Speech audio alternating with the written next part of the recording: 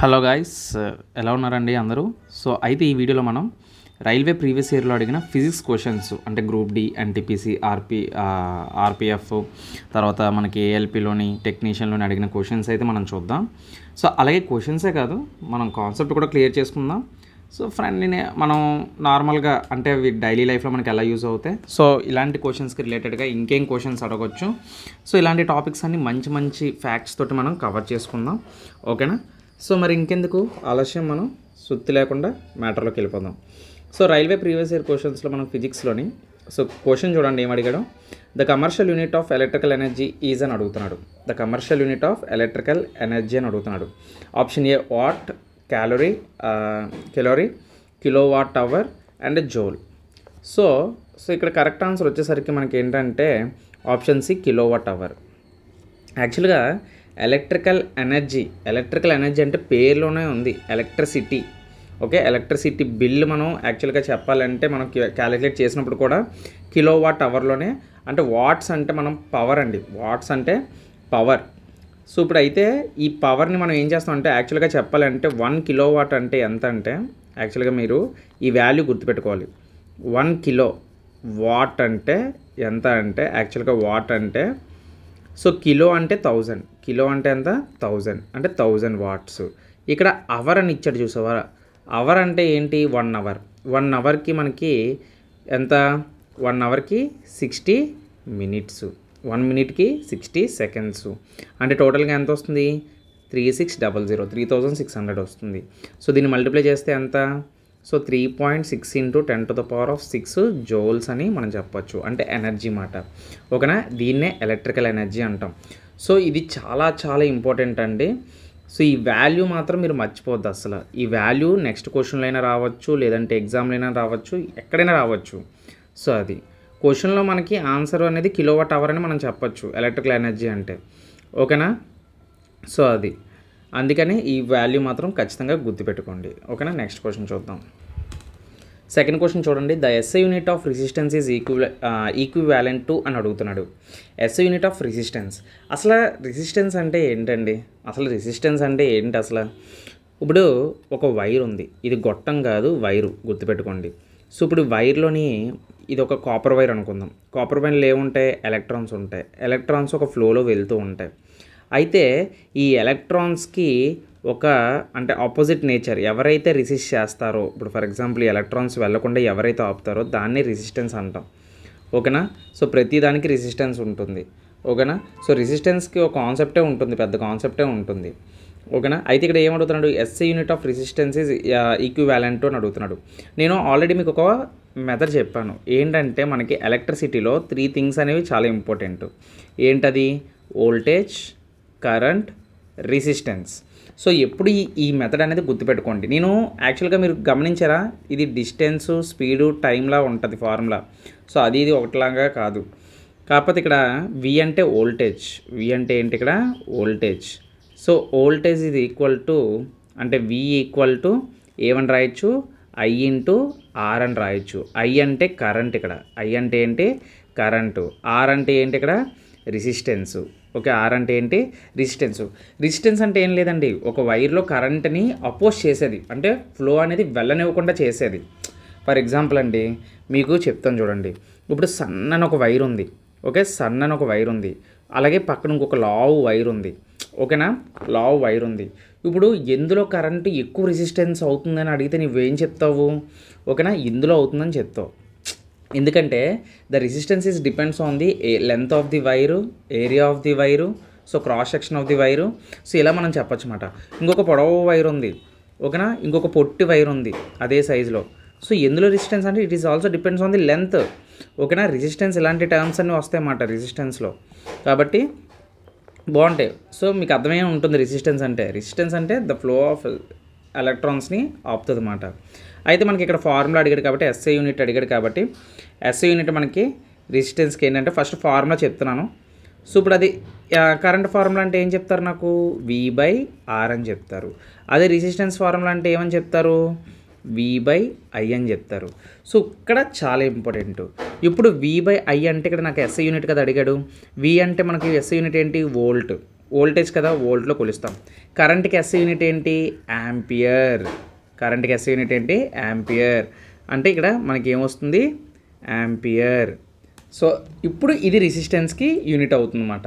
So ఇలా నేర్చుకుంటేనే మనకి ఖచ్చితంగా ఫార్ములాస్ అయినా ఈక్వేషన్స్ అయినా ఏవైనా సరే అర్థం చేసుకోవాలి. అంతే తప్ప SI unit of resistance is equivalent to ampere, volt by ampere, volt by ampere by hearting వద్దండి చాలా.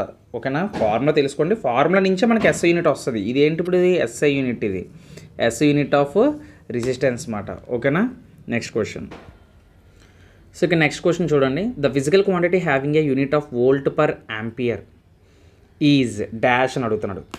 ఇప్పుడు మీకు అర్థమైందా? సో ఇందాకలు అడిగిన క్వశ్చన్ మీరు చూసినట్లయితే, ఇందాకలు అడిగిన క్వశ్చన్ చూడండి, what is the SI unit of resistance is equivalent అని చెప్పాను. ఇక్కడ మీకు ఏం చెప్పాను నేను? నా మాట విని మీరు ఫార్ములా బై హార్ట్ చేయకుండా మ్యాటర్ నేర్చుకోండి అని చెప్పాను. ఓకేనా? ఏమని చెప్పాను? SI unit volt per ampere. Group D మనకి చూడండి 25th షిఫ్ట్ 3లో అడిగింది మనకి క్వశ్చన్ అడిగాడు. ఓకేనా? సో ఇప్పుడు 25/8 మనకి ఈ క్వశ్చన్ అడిగాడు. అదే షిఫ్ట్ తర్వాత డే ఇంకో ఎగ్జామ్లోని గ్రూప్ డీలోనే షిఫ్ట్ 3లో పడింది క్వశ్చన్ 28/9. సో ఇక్కడ ఏం క్వశ్చన్ అడిగాడు చూడండి. అంటే రిలేటెడ్ క్వశ్చన్స్ అనేవి మనకి ఇక్కడ అడగడం జరుగుతుంది. ఓకేనా? సో అది మాట. అందుకే నేను ఎందుకు చెప్తానంటే కాన్సెప్ట్ ఇందుకే. సో మనకి రెండో దగ్గర ఖచ్చితంగా యూజ్ అవుతుంది అది. సో ఇప్పుడు ఏంటి? Physical quantity having a unit volt ampere is మనకి ఏమవుతుంది? ఆల్రెడీ మీకు తెలుసు ఆన్సరు ఏంటి? Resistance. Option D is the correct answer. ఎందుకంటే మీకు ఆల్రెడీ చెప్పేశాను, నేను ఆల్రెడీ మీకు చెప్పేశాను ఏంటి? విఐఆర్. సో మనకి వోల్ట్ పర్ యాంపియర్ ఎప్పుడు వస్తుంది? Resistance V/I. వి అంటే వోల్ట్, కరెంట్ యొక్క unit ampere. Volt per ampere ఎప్పుడు వస్తుంది? రెసిస్టెన్స్ వచ్చినప్పుడు వస్తుంది. So option D is the correct answer. So అది మాట. చూడండి ఇక్కడ నెక్స్ట్ క్వశ్చన్లో కూడా గ్రూప్ డి నెక్స్ట్ డే షిఫ్ట్లో కూడా సేమ్ అలాంటి క్వశ్చన్ అడుగుతున్నాడు చూసారా. అంటే సో మనకి ఇక్కడ మనం కలెక్ట్ చేసిన క్వశ్చన్స్లో కూడా మ్యాక్సిమం గ్రూప్ డీలో డైరెక్ట్ క్వశ్చన్స్ అడుగుతున్నాడు. సో డైరెక్ట్ క్వశ్చన్స్ అడుగుతున్నాడు అంటే దాని అర్థం గమనించండి ఒకసారి ఏ విధంగా అడుగుతున్నాడు. కాబట్టి so be confident. Okay? So the unit of resistance is dash అని అడుగుతున్నాడు. The unit of resistance is dash అని అడుగుతున్నాడు. అంటే రెసిస్టెన్స్ యాక్చువల్గా నేను ఏం చెప్పాను? Opposition to current flow in electric circuit అన్నానా. సో రెసిస్టెన్స్కి ఇక్కడ యూనిట్ ఏంటంటే ఓం అండి. ఓకేనా? మనం మామూలుగా యూనిట్ అడిగితే అలాగని చెప్తాం. దీన్ని మనం ఏం చేస్తామంటే ఓం. అయితే హోమ్స్ కోసం మీకు చెప్పాల్సింది ఏంటైనా ఉంది అంటే ఖచ్చితంగా ఏంటంటే ఓం అనేది ఒక సింబల్ ఉంటుందండి. మేబీ ఇది కూడా అడగచ్చు. సింబల్ ఎలా ఉంటుందంటే ఇక ఇలా ఉంటుంది. Okay? This is the ohm symbol. ఈ సింబల్ మనకి అంటే వోల్ట్ పర్ యాంపియరే. సో మనం ఓమ్స్లో కొలుస్తాం అన్నమాట రెసిస్టెన్స్ని. సో ఆ సింబల్ ఏంటంటే ఇలా ఉంటుంది. అలాగే ఇంకొక విషయం ఏంటంటే మనకి వోల్ట్, యాంపియర్, సో కరెంట్కి సంబంధించిన క్వశ్చన్స్ అనేవి మోస్ట్లీ రిపీటెడ్ అవుతాయండి. ఓకేనా? సో కరెంట్కి సంబంధించిన క్వశ్చన్స్ మీద మనం ఫోకస్ చేస్తే బెటర్. సో దీనికి ఏంటంటే యూనిట్ ఆఫ్ రెసిస్టెన్స్ ఏంటి? ఓం. సో నెక్స్ట్ క్వశ్చన్ చూద్దాం. ఈ క్వశ్చన్లో చూడండి, SI unit of induced potential differences అని అడుగుతున్నాడు. అసలు పొటెన్షియల్ డిఫరెన్స్ అంటే ఏంటో ఫస్ట్ ఆఫ్ ఆల్ మీకు అర్థం అవ్వాలన్నమాట. ఫర్ ఎగ్జాంపుల్ అండి, ఎప్పుడు కూడా ఒకటి గుర్తుపెట్టుకోండి. ఒక కాపర్ వైర్ మీరు తీసుకున్నారనుకో, ఈ కాపర్ వైర్లో ఎలక్ట్రాన్స్ ఉంటాయి. ఓకే, నేనే చెప్పాను ఎలక్ట్రాన్స్ ఉంటాయి. సో ఎలక్ట్రాన్స్ ఉంటాయి. సో ఇప్పుడు ఈ ఎలక్ట్రాన్స్ ఏం చేస్తాం? ఇప్పుడు కాపర్ వైర్ దేనికి కనెక్ట్ చేస్తాం? మనం కాపర్ వైరు ఒక బ్యాటరీకి మనం కనెక్ట్ చేస్తాం. ఓకేనా? ఒక బ్యాటరీకి కనెక్ట్ చేస్తాం. ఈ బ్యాటరీలో ఏముంటుంది? మనకి ఒక బ్యాటరీ పెడతాం. అయితే ఒకటి గుర్తుపెట్టుకోండి, ఎప్పుడైనా సరే నేను ఒకవేళ వైర్ కనెక్ట్ చేయనప్పుడు ఇందులో ఎలక్ట్రాన్స్ ఉంటాయని చెప్పాను కదా. ఇందులో ఎలక్ట్రాన్స్ ఎలా ఉంటాయి అనుకుంటున్నారు? ఒక ఎలక్ట్రాన్ ఇలా వెళ్తే ఇంకొక ఎలక్ట్రాన్ ఇలా వెళ్తుంది, ఒక ఎలక్ట్రాన్ ఇలా వెళ్తే ఇంకొక ఎలక్ట్రాన్ ఇలా వెళ్తుంది. అంటే ఎలా పడితే అలా ఉంటాయి. ఫర్ ఎగ్జాంపుల్ క్లాస్లోని పిల్లలు ఉన్నారు. క్లాస్లో పిల్లలు ఏం చేస్తున్నారంటే ఎలా పడితే అలా ఆడుతున్నారు. ఒక ఆర్డర్ లేదు, ఏమీ లేదు, ఎటు పడితే అటు తిరుగుతున్నారు క్లాస్ మొత్తం. సడన్గా టీచర్ క్లాస్ రూమ్కి రాగానే వాళ్ళు ఏం చేస్తారు? ఒక ఆర్డర్లోకి వెళ్ళిపోతారు. అంటే బెంచ్లో కూర్చొని ఒక ఆర్డర్లోకి వెంటనే సెట్ అయిపోతారు అన్నమాట. సో అలాగే సేమ్ కూడా వైర్లో ఏం జరుగుతుందంటే ఎలక్ట్రాన్స్ ఎలా పడితే అలా తిరుగుతూ ఉంటాయి.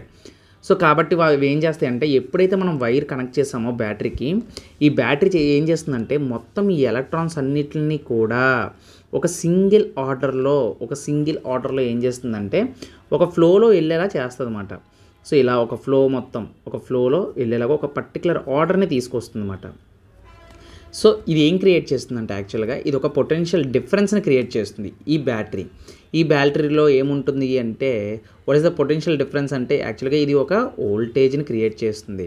వోల్టేజ్కి యూనిట్ ఏమని చెప్పాను, వోల్ట్ అని చెప్పాను, సింబల్ వి. సో ఇప్పుడు ఆప్షన్లో ఏమవుతుంది కరెక్ట్ ఆన్సర్, ఆప్షన్ సి అనేది కరెక్ట్ ఆన్సర్ అవుతుంది. Concept plus answer. సో ఈ విధంగా నేర్చుకుంటే మనం ఆట ఆడొచ్చు. ఓకేనా? సో అది మాట, కాన్సెప్ట్ నేర్చుకోండి. నెక్స్ట్ క్వశ్చన్ చూద్దాం. సో ఇక్కడ మీరు నెక్స్ట్ క్వశ్చన్ చూసినట్లయితే నెక్స్ట్ క్వశ్చన్ ఏమడుగుతున్నాడు, the SI unit of resistivity is అని అడుగుతున్నాడు. క్వశ్చన్ కొంచెం బ్లర్గా ఉన్నా ఏమనుకోవద్దండి. సో ఇక్కడ మనకి ఏమంటున్నాడు, రెసిస్టివిటీ అంటున్నాడు. అయితే ఇప్పుడు మీ అందరికీ డౌట్ వస్తుంది, ఏంటబ్బా ఇందాక సార్ ఏంచో రెసిస్టెన్స్ అని చెప్పారు, ఓకేనా, ఇక్కడ ఏమిచో రెసిస్టివిటీ ఉంది, రెండు పదాలు చూడడానికి ఒకలాగే కదా ఉన్నాయి అని మీకు అనిపిస్తుంది. ఓకేనా? సో ఈ చాలామంది కన్ఫ్యూజన్ ఉంటుందండి ఈ వర్డ్ అయితే. సో ఏం లేదు, బట్ సింపుల్ ఏంటంటే యాక్చువల్గా ఆన్సర్ వచ్చేసి మనకి హోమ్ మీటర్ అవుతుంది. అది ఎలా అవుతుందో ఇప్పుడు నేను చెప్తాను అనమాట. సో ఓకేనా? అయితే రెసిస్టెన్స్ అంటే నేను ఏం చెప్పాను, ఫర్ ఎగ్జాంపుల్ ఒక ప్లెయిన్ రోడ్లో ఒక కారు వెళ్తుంటే అడ్డంగా ఏదైనా వస్తే నేను అడ్డంగా వచ్చినప్పుడు ఏమవుతాడు, రెసిస్టెన్స్ అవుతాడని చెప్పాను. ఫర్ ఎగ్జాంపుల్ మనం బాగా చెప్పుకోవాలనుకుంటే ఒక వైర్లో ఒక కరెంట్ వెళ్ళినప్పుడు ఈ కరెంట్ ఎలక్ట్రాన్కి ఏదైతే అడ్డుగా ఉంటుందో, అడ్డుగా ఉండడం అంటే ఏం లేదండి, ప్రతి బాడీ ప్రతిదీ రెసిస్ట్ చేస్తుంది. ఓకేనా? సో దీనికి ఒక నెగిటివ్ ఛార్జ్ ఇలా వెళ్తుందంటే దీనికి నుంచి ఒక ఛార్జ్, దీని ఆపోజిట్ ఛార్జ్ అనేది దీన్ని పుష్ చేస్తూ ఉంటుంది.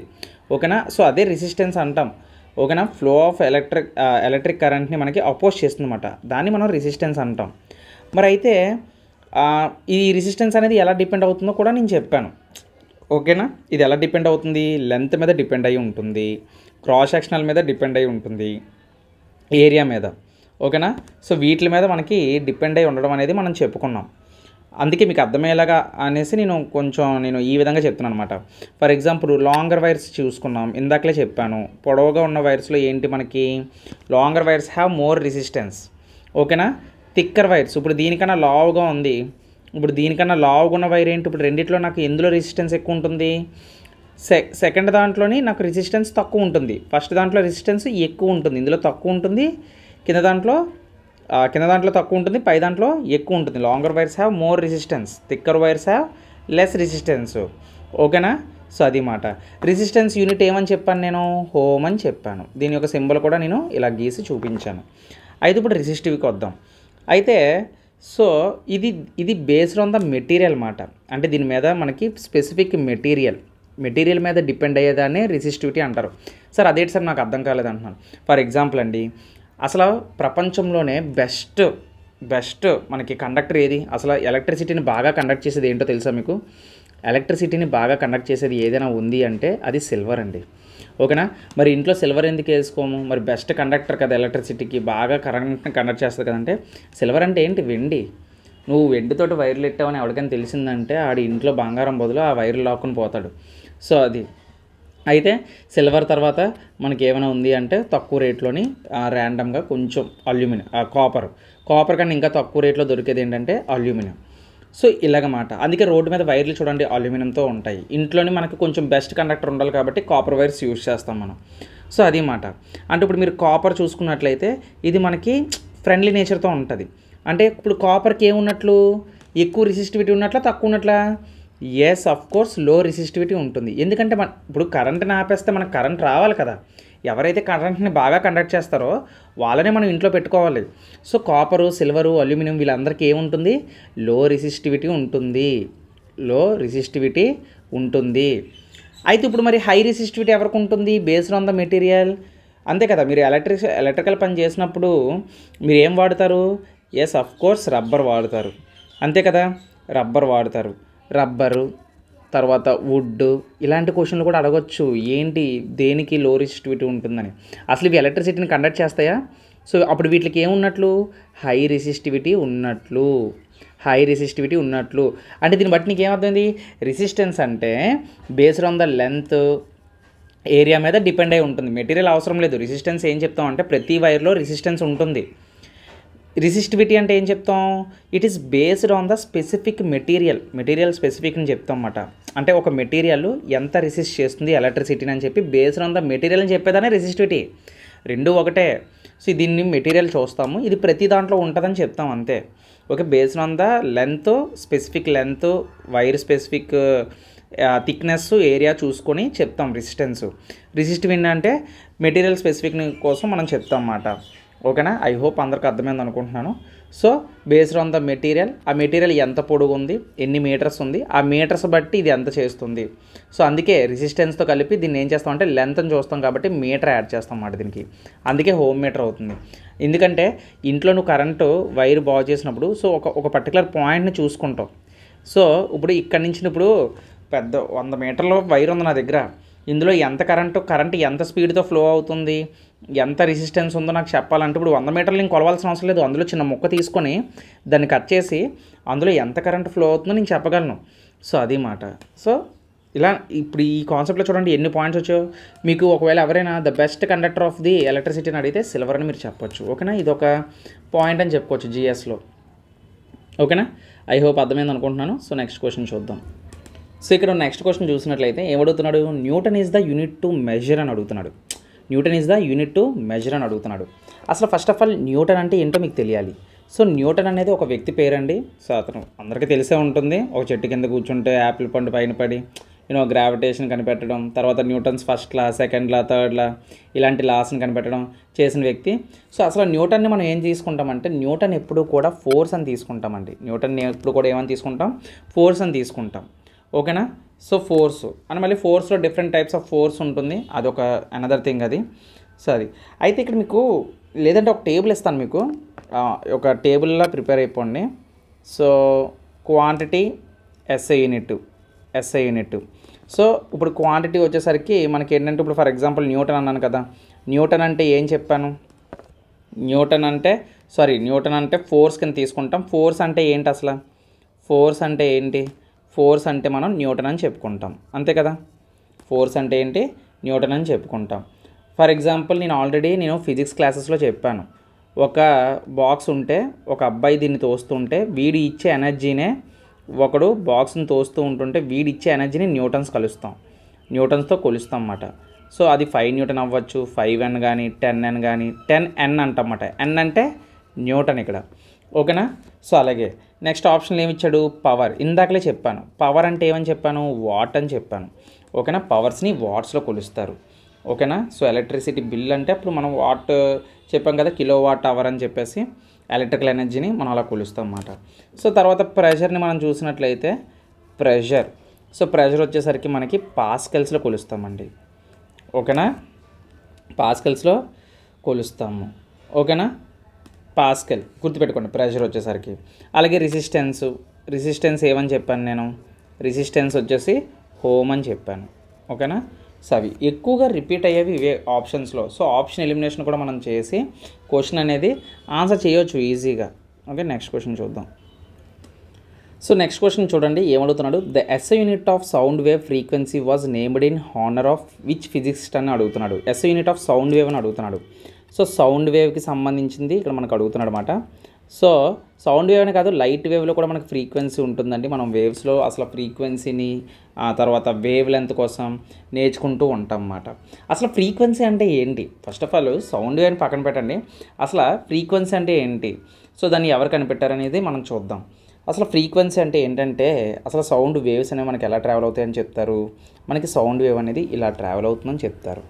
ఓకేనా, సో ఇప్పుడు మనం దీన్ని ఇలాగ మనం ఒక లైన్ గీసుకుంటే సో ఇక్కడ మనకి ఏమవుతుందంటే ఇప్పుడు దీన్ని ఏంటంటే ఇది ఎలా కనబడుతుంది, కొండలా కనబడుతుందా, ఈ కొండ మీద ఉండి ఈ పాయింట్ ఏదైతే ఉందో దీన్ని పీక్ అంటారు అన్నమాట. పీక్ అంటారు, లేదు నా భాషలో పీక్ అంటారు, లేదు అంటే టెక్స్ట్ బుక్ భాషలో దీన్ని మనం వేవ్స్లో చూసుకుంటే క్రెస్ట్ అంటాం. ఓకేనా, పీక్ అంటాం. దీన్ని త్రో అంటారు, త్రో యూజిహెచ్ అని ఉంటుంది, త్రో, దాన్ని ఎలా పలుకుతారో చూడండి, త్రో అంటారు.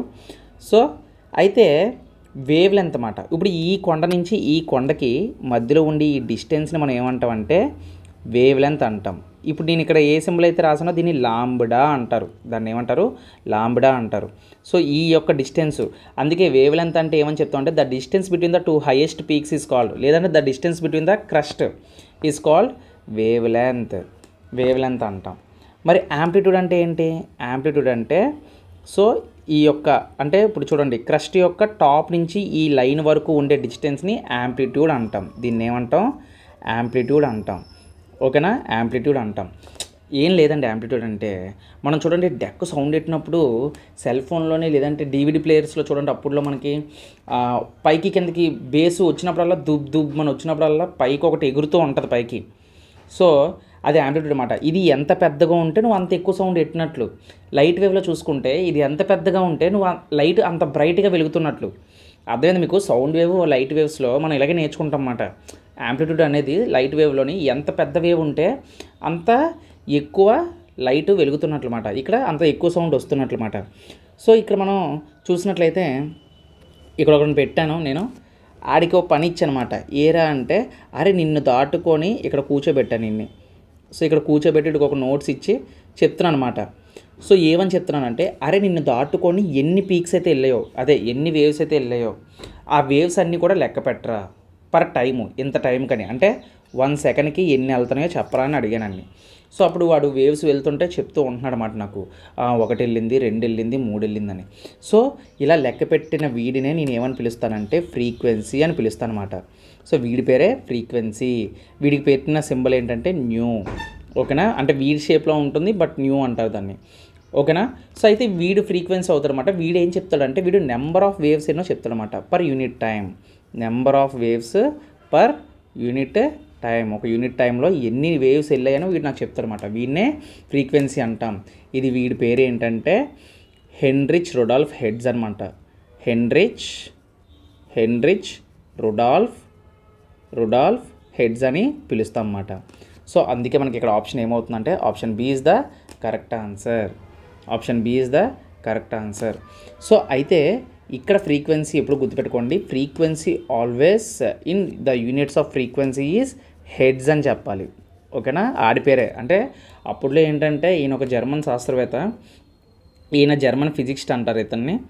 సో అయితే మనకి మెట్రిక్ సిస్టంలోని అదే ఎస్ఐ సిస్టంలోని మనకి ఏంటంటే ఎవరైతే శాస్త్రవేత్తలు కనిపెడతారో మ్యాక్సిమం వాళ్ళ యూనిట్స్ అయితే పెట్టడం జరుగుతుంది వాళ్ళకి డినోటెడ్గా. సో ప్రతిదానికి ఎవరో ఒకరు పేరు పెట్టే ఉంటారు కదా. సో అది. సో ఫ్రీక్వెన్సీ యొక్క ఎస్ఐ యూనిట్ ఏదని చెప్తే మీరు ఏమని చెప్తారు? హెడ్జ్ అని చెప్పాలి. ఓకేనా? సో అది ఐ హోప్ అర్థమైంది అనుకుంటున్నాను. సో ఇలా నేర్చుకోవాలన్నమాట. సౌండ్ వేవ్స్ అంటే ఏంటి, ఎలా ఉంటాయి, ఓకేనా? చిన్న వేవ్స్ వస్తే ఎలా ఉంటాయి, పెద్ద వేవ్స్ వస్తే ఎలా ఉంటాయి, సో లౌడ్నెస్ అంటే ఏంటి, నాయిస్ అంటే ఏంటి, మ్యూజిక్ అంటే ఏంటి, ఇలాంటివన్నీ నేర్చుకోవాలన్నమాట. ఓకే, ఐ హోప్ అర్థమైంది అనుకుంటున్నాను. సో ఇక్కడ చూడండి నెక్స్ట్ క్వశ్చన్ ఏమడుగుతున్నాడు. So the work done by a force acting on an object is equal to the amount of force multiplied by the distance travelled in the direction of a force of the force which of the following is not a unit of work అంటున్నాడు. Which of the not following unit of work అంటున్నాడు. So యాక్చువల్గా చాలామంది ఎన్టీపీసీలో questions ఎలాగ అడుగుతాడండి. So ఇది ఎన్టీపీసీలో అడిగిన question చూడండి ఎలా అడిగాడు. ఇక్కడ చాలామంది ఏమనుకుంటారంటే ఇచ్చింది ఏదో ప్రాబ్లం అనుకుంటారు. ప్రాబ్లం కాదు, వాడు డెఫినేషన్ ఇచ్చాడు. అసలు వర్క్ డన్ ఏంటో నీకు తెలిస్తే ఆ డెఫినేషన్ కూడా నువ్వు చదవాల్సిన అవసరం లేదు. Not a unit of work అని ఏదైనా అడిగాడు అంటే అప్పుడు నువ్వు ఈజీగా ఆప్షన్ని చూసి ఈజీగా మనం చెప్పచ్చు అన్నమాట. Not a unit of work అని అడిగాడు ఇక్కడ. ఓకేనా? సో అయితే ఫస్ట్ ఆఫ్ ఆల్ వర్క్ అంటే ఏంటో మనం తెలుసుకుందాం. యాక్చువల్గా పని అండి, పని. ఇప్పుడు ఫర్ ఎగ్జాంపుల్ ఒక బాక్స్ ఉంది. ఓకేనా? ఈ బాక్స్ని నేను ఏం చేశానంటే మన చోటు తెలుసు కదా, మనం ఎక్కువగా చోటుని యూజ్ చేస్తాం. చోటుకి ఈ పని అప్పగించాను. అయితే చోటు ఈ బాక్స్ని తోస్తున్నాడు అనమాట. ఎక్కడి నుంచి తోస్తున్నాడు? అరే చోటు ఇక్కడి నుంచి నువ్వు నాకు ఈ ప్లేస్లో పెట్టాలరా బాక్స్ అని చెప్పాను. ఇప్పుడు చోటు ఏం చేశాడంటే ఈ బాక్స్ని తోసుకొని వెళ్ళి ఈ బాక్స్ని ఫైనల్గా నాకు ఎక్కడ పెట్టాడు? నాకు ఈ ప్లేస్లో పెట్టడం జరిగింది. ఓకేనా? సో నాకు ఫైనల్గా ఈ ప్లేస్లో పెట్టేశాడు. సో అయితే చోటు ఏం చేశాడు? ఫోర్స్ అప్లై చేశాడు. చోటు ఏం చేశాడు? ఫోర్స్ అప్లై చేశాడు, అంతే కదా. ఈ ఫోర్స్ అప్లై చేయడం వల్లే కదా నాకు బాక్స్ అనేది కదిలింది. అయితే ఎక్కడి నుంచి ఎక్కడి వరకు కదిలింది? ఇక్కడి నుంచి ఇక్కడ వరకు కదిలింది. నేనేం చెప్పాను? సో మనం డిస్టెన్స్ డిస్ప్లేస్మెంట్ నేను ఆల్రెడీ క్లాసెస్లో చెప్పాను, నేను డిస్టెన్స్ కోసం డిస్ప్లేస్మెంట్ కోసం. సో ఇక్కడ ఏం జరిగింది? ఒక పర్టికులర్ డైరెక్షన్లో వెళ్ళింది. సో డిస్ప్లేస్మెంట్ ఏం జరిగింది? ఇక్కడ డిస్ప్లేస్మెంట్ జరిగింది. ఓకేనా? సో డిస్ప్లేస్మెంట్ సింబల్ ఏంటి? ఎస్. అంటే ఇక్కడ ఫోర్స్ అయింది, ఫోర్స్తో పాటు ఏమొచ్చింది మనకి? డిస్ప్లేస్మెంట్ వచ్చింది.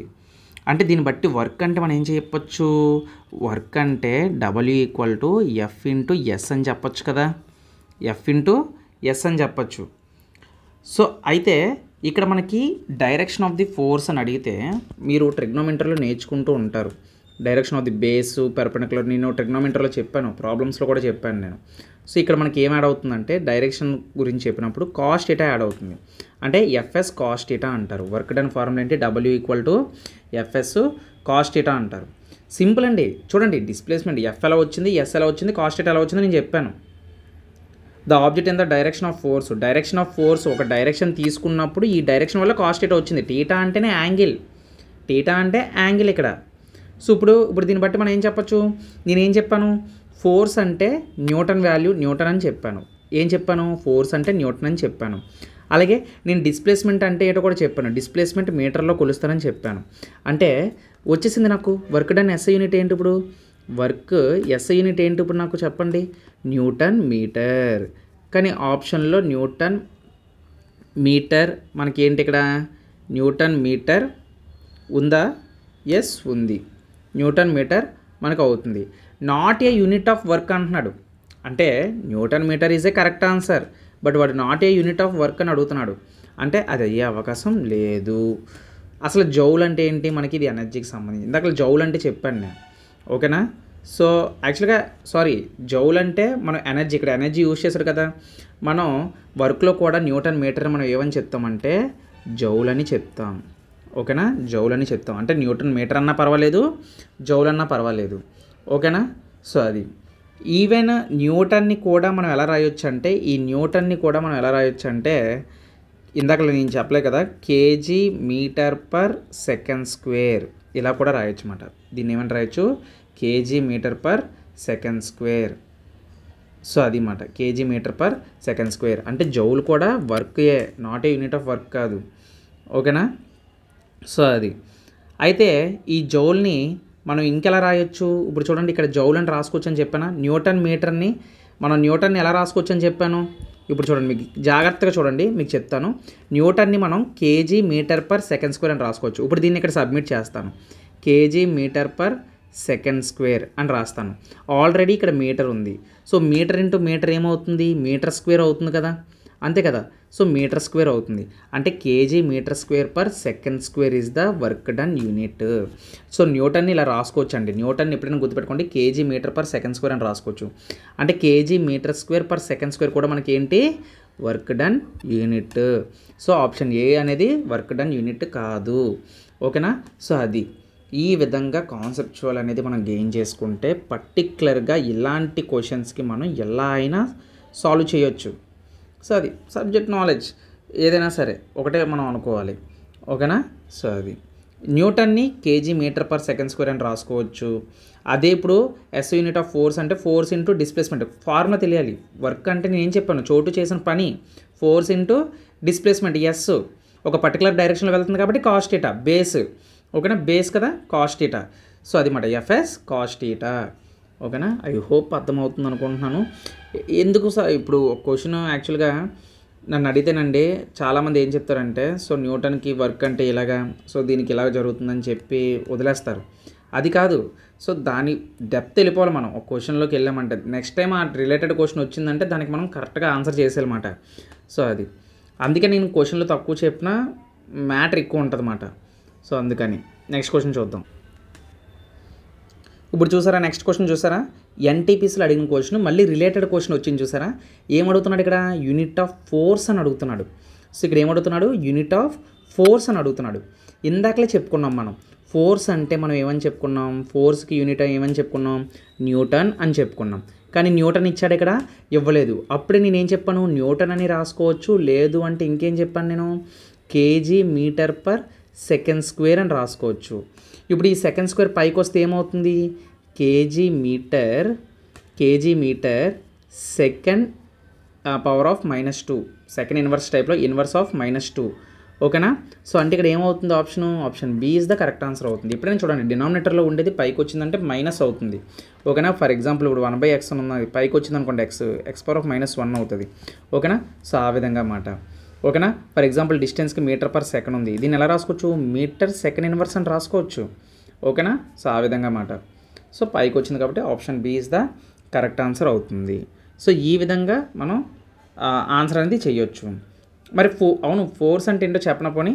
ఫోర్స్ అంటే యాక్చువల్గా మనకి ఏంటంటే ఏ పుష్ ఆర్ పుల్.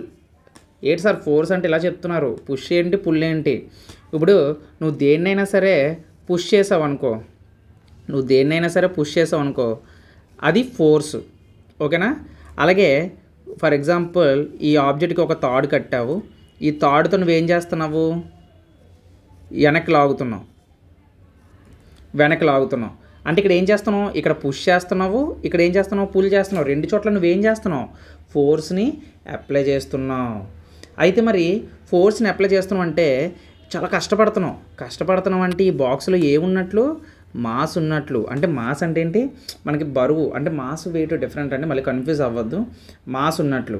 అయితే ఇప్పుడు ఈ బాక్స్ నువ్వు తోస్తున్నప్పుడు బాక్స్ కదులుతుంది కదా, కదులుతుందంటే ఆ బాక్స్ కదులుతుంది అంటే కొంచెం ముందుకు కదులుతుంది అంటే దానికి ఏమున్నట్లు, యాక్సెలరేషన్ ఉన్నట్లు. అంటే స్పీడ్ అనేది పెరిగింది కదా, ఫస్ట్ రెస్ట్లో ఉంది, తర్వాత స్పీడ్ పెరుగుతుంది, వెలాసిటీ అనేది ఒక డైరెక్షన్లో వెళ్తున్నాం.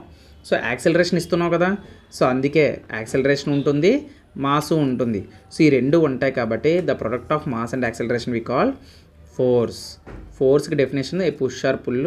సో ఫోర్స్కి ఫార్ములా ఏంటంటే మాస్ ఇంటూ యాక్సెలరేషన్. సో ఆ విధంగా ఫార్ములా వస్తుందన్నమాట. సో ఫోర్స్ అంటే మాస్ని మనం తోస్తున్నప్పుడు ముందుకు వెళ్తుంది, యాక్సెలరేషన్ వస్తుంది, కదులుతుంది కాబట్టి. So force is a mass into acceleration. The more mass the less acceleration. అంటే నువ్వు తొయ్యడంలో ఒకవేళ క్యాలిక్యులేట్ చేసుకుంటే నువ్వు ఎక్కువ బరువు ఉంటే నువ్వు ఫాస్ట్గా తొయ్యగలవా, తొయ్యలేవు. తక్కువ బరువు ఉంటే నువ్వు ఫాస్ట్గా తొయ్యగలవు.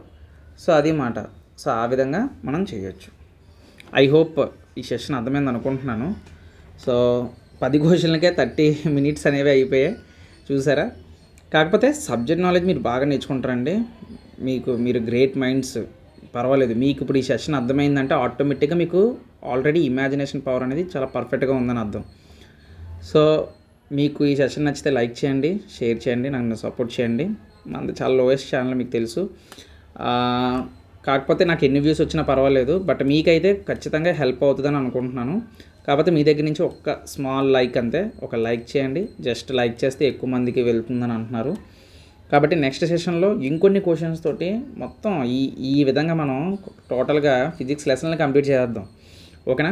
ఫోర్స్ టాపిక్ చెప్పేసాను, రెసిస్టెన్స్ టాపిక్ చెప్పేసాను.